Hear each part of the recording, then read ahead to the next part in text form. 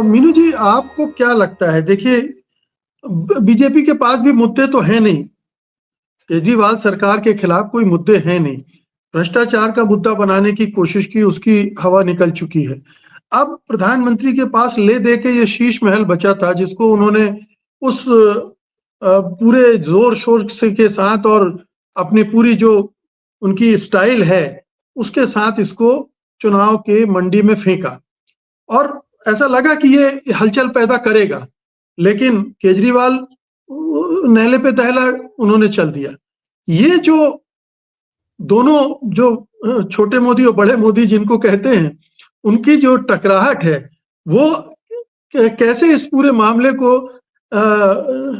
Negate कर रही है? जी, मुकेश जी, मैं जरा थोड़ा सा इतिहास पे जाना चाहूंगी कि इस देश के जो पहले प्रधानमंत्री थे वो कहा जाता है कि, और फैक्ट भी है कि बहुत रईस खानदान, महलों में भवन, स्वराज भवन, आनंद भवन, उन्होंने वो देश को दान कर दिया और सरकारी आवास में चले गए।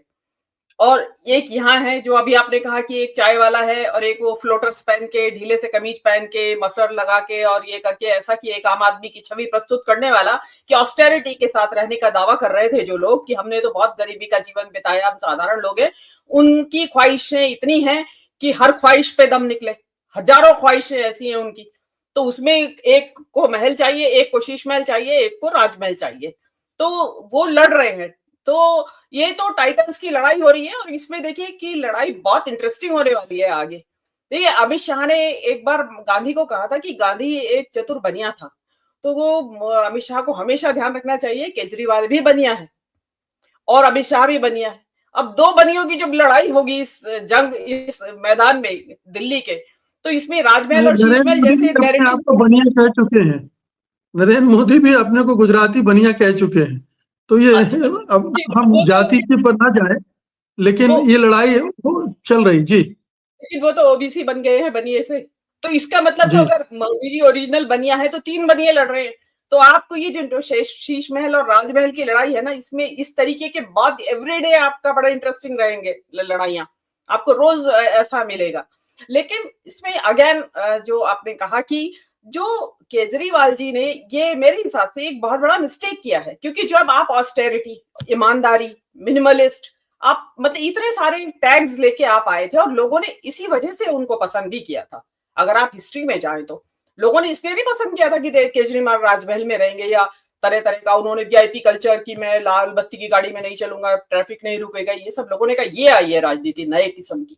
जो नए किस्म की राजनीति, तो उसमें फिर नयापन क्या रह गया? अगर आप भी लग्जूरियस घरों में रहने लगेंगे, हालांकि देखिए बेसिक मिनिमम तो आजकल आम आदमी के घरों में इस तरह की सुविधाएं हैं जो वहां होंगी, थोड़ी और ज्यादा होंगी। इंपोर्टेड सैनिटरी वेयर लगा होगा मेरे हिसाब से ज्यादा इसमें ये होगा, बहुत ही ज्यादा लग्जरी अगर उसमें होगी। रही सोने के टॉयलेट की बात जो हो रही है, तो सोने का टॉयलेट तो भाई ब्रुनेई के सुल्तान का सोना था, हमने दिखाते भी हैं, वो आपने देखा होगा। बाकी का तो मैंने कहीं देखा नहीं। तो ये चीज जो है, बात कहां से, जो अब बात वही आ रही है कि कोई मुद्दा नहीं है क्या एक्चुअली। तो देखिए, केजरीवाल तो अपने तौर पे मुद्दे की ही लड़ाई लड़ रहे थे। जो उन्होंने शुरुआती जो इलेक्शन डिक्लेरेशन से, अनाउंसमेंट से पहले जो किया था, वो मुद्दों की बात कर रहे थे कि भाई मैंने ये किया और अब मैं आगे ये करने वाला हूं। लेकिन जो मोदी जी आए और उन्होंने, क्योंकि उनके पास कोई मुद्दा नहीं है, तो उन्होंने आके ये टपका दिया। अगर उनके पास एक मुख्यमंत्री का चेहरा भी होता ना, तो मोदी जी वो ही लेके खड़े हो जाते हैं वहां। लेकिन उनके पास वो भी नहीं है, तो उनको लगा कि ये राजमहल का, मैं शीश महल का मुद्दा डाल दूं। और रही बात उसमें उनके ऊपर, जो केजरीवाल के ऊपर जो आरोप लग रहा है कि ये कोविड के दौरान बनाया इन्होंने, तो कोविड के दौरान तो सेंट्रल विस्टा की नींव रखी गई थी। अगर आपको ध्यान हो, शायद आपके चैनल पे भी चर्चा हुई होगी, इतना थू हुआ था उसका कि लोग सड़कों पे भूखे प्यासे मर रहे हैं, चल रहे हैं सड़कों पे, कोविड में गांव जा रहे थे जो लाखों मजदूर और वंचित तबकों के लोग।